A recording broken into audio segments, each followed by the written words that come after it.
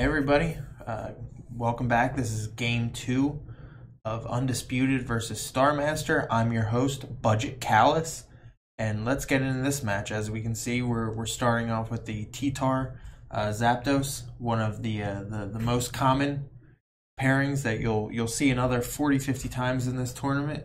So let's just get right into this one.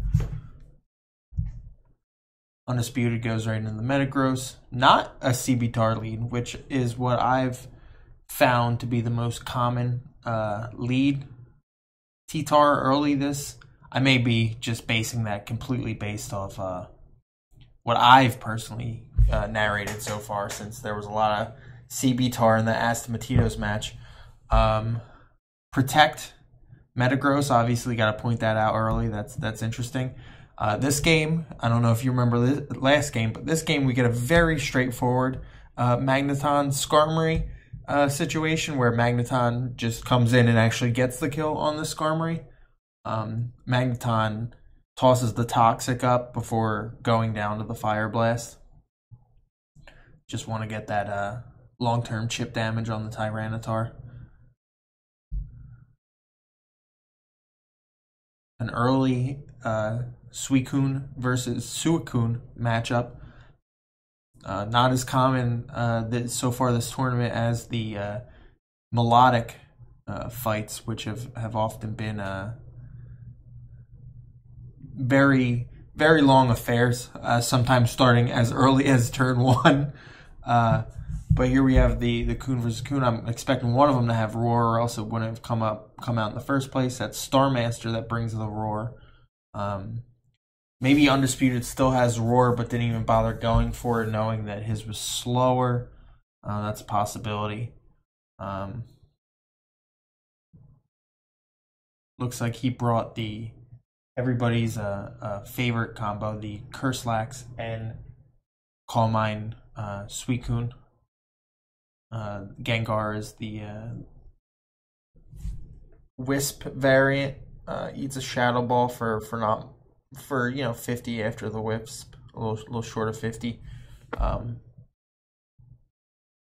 he's gonna be able to bring T-Tar in. Lax gets the rest.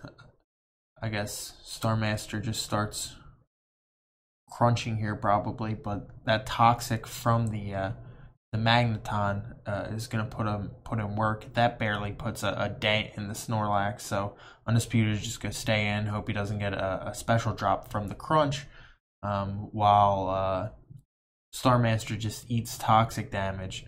If this is really his best answer to Curslax, I sort of expect that we're going to see Undisputed be able to at least pull a couple kills with this thing. He might just might go for the rest here, which maybe Starmaster might want to consider switching out the Tyranitar. He does. He goes in the Jirachi, and Undisputed does rest. So we'll see what the Jirachi can do. If it is Calm Mind,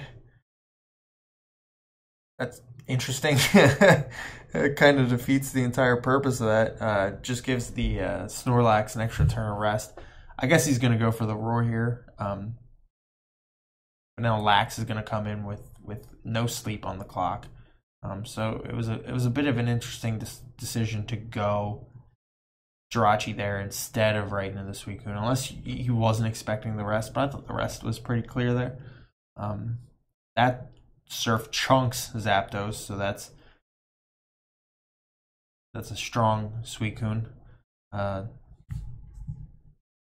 Looks like Starmaster's last was Claydol, because we haven't seen enough of those this tournament. Let's just get as much Claydol in here as we can. What was it? Why use Swampert?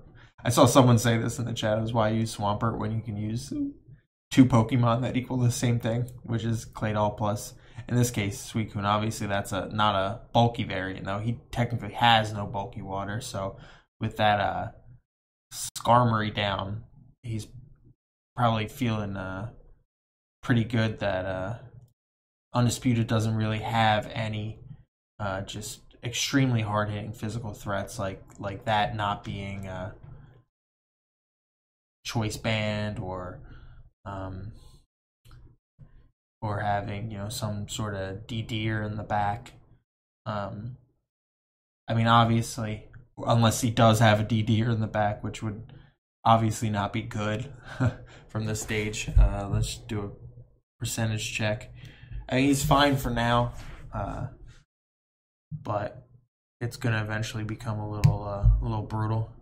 Oh wow! All right, he just gets the chance to boom, and boom, even with the intimidate, does enough to take down the Salamence, which is relatively important.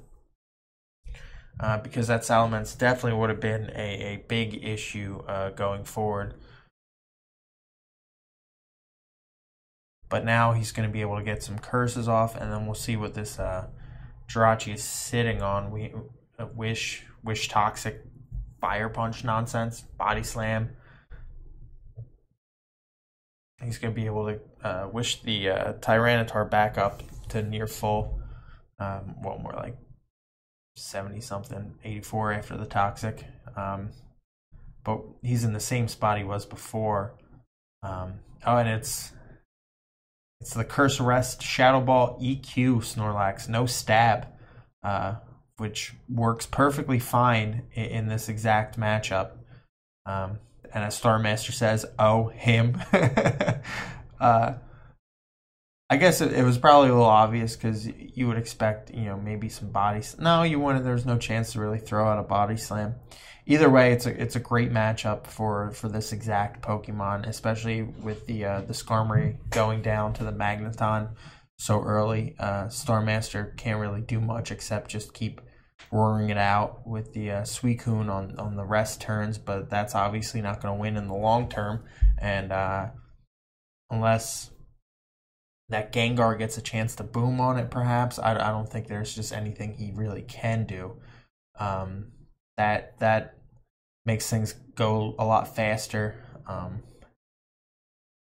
This could be the turn right here. If that's boom, he could be trying to push it right here. We might see Undisputed just go into Zapdos just to check for it. He doesn't. He just balls deep, stays in, doesn't even give a shit. I guess at that point, I wouldn't say it's guaranteed. Well, now there's just no chance. The boom won't do nearly enough after that curse. That theoretically could just be it right here.